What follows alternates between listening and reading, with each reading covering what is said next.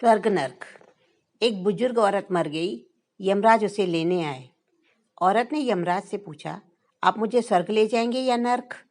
यमराज बोले, दोनों में से कहीं नहीं।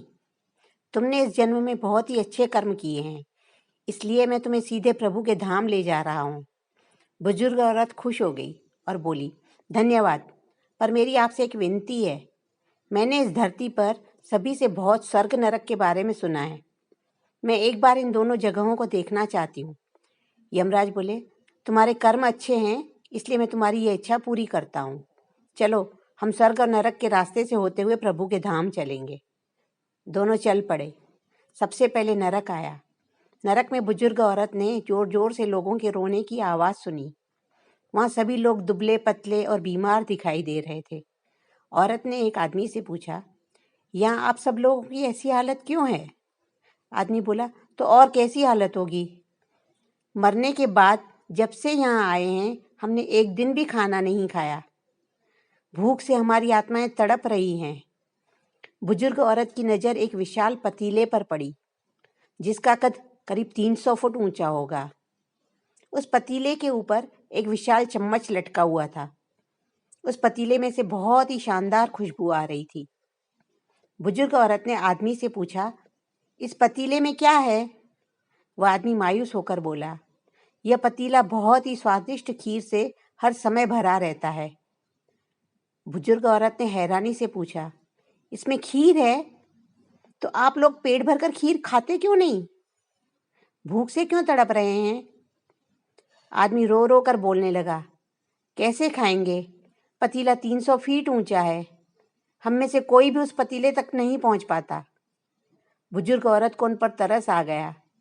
सोचने लगी, बेचारे खीर का पतीला होते हुए भी भूख से बेहाल हैं। शायद ईश्वर ने इन्हें यही दंड दिया होगा। यमराज बुजुर्ग औरत से बोले, चलो, हमें देर हो रही है। दोनों चल पड़े। कुछ दूर चलने पर बुजुर्ग औरत को सबके हंसने की, खिलखिलाने की आवाज़ सुनाई दी। सब लोग बहुत खुश दिखाई दे रहे थे। उनको खुश देखकर बुजुर्ग औरत भी बहुत खुश हो गई। पर वहाँ स्वर्ग में भी बुजुर्ग औरत की नज़र ऐसे ही 300 फुट ऊंचे पतीले पर पड़ी जैसा नर्क में था। उसके ऊपर भी वैसा ही चम्मच लटका हुआ था। बुजुर्ग औरत ने वहाँ लोगों से पूछा, इस पतीले में क्या है? स्वर्ग के लोग बोले, इसमें बहुत स्वादिष्ट खीर है। बुजुर्ग औरत को हैरान हो गई। उनसे बोली, पर यह पतीला तो 300 फीट ऊंचा है। आप लोग पतीले तक पहुंच ही नहीं पाते होंगे, तो आप लोगों को खाना मिलता ही नहीं होगा। आप लोग भूख से बेहाल होते होंगे। पर मुझे तो आप सभी इतना खुश लग रहे हो। स्वर्ग के लोग बोले, हम तो सभी लोग इस पतीले में से पेट भरकर खीर खाते हैं। औरत बोली, पर कैसे? पतीला तो बहुत ऊंचा है। लोग बोले, तो क्या हुआ? यहाँ पर कितने सारे पेड़ हैं। ईश्वर ने ये पेड़, पौधे, नदी, झरने हम मनुष्यों के उपयोग के लिए ही तो बनाए हैं। हमने पेड़ों की लकड़ी को काटा, फिर लकड़ियों के टुकड़ों को जोड़कर विशाल सीढ़ी बनाई। उस लकड़ी की सीढ़ी के सहारे हम पतीले तक पहुँचते हैं और सब मिलकर खीर का आनंद लेते हैं। बुजुर्ग औरत यमराज की तरफ देखने लगी। यमराज मुस्कुराए और बोले, ईश्वर ने स्वर्ग और नर्क मनुष्य के हाथों में सौंप रखा है। चाहे तो अपने लिए नर्क बना ले, चाहे तो अपने लिए स्वर्ग। ईश्वर ने सबको एक समान हालातों में डाला है।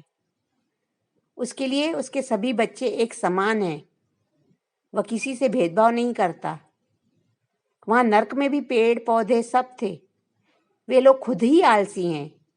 उन्हें खीर हाथ में चाहिए। वे कोई कर्म नहीं करना चाहते, कोई मेहनत नहीं करना चाहते, इसलिए भूख से बेहाल हैं। क्योंकि यही तो ईश्वर की बनाई इस दुनिया का नियम है कि जो कर्म करेगा, मेहनत करेगा, उसी को मीठा फल मिलेगा। यह कहानी आपको कैसी लगी, हमें कमेंट करके ज़रूर बताएं। कहानी अच्छी लगी हो तो वीडियो को लाइक करें, शेयर करें और चैनल को सब्सक्राइब करें। धन्यवाद।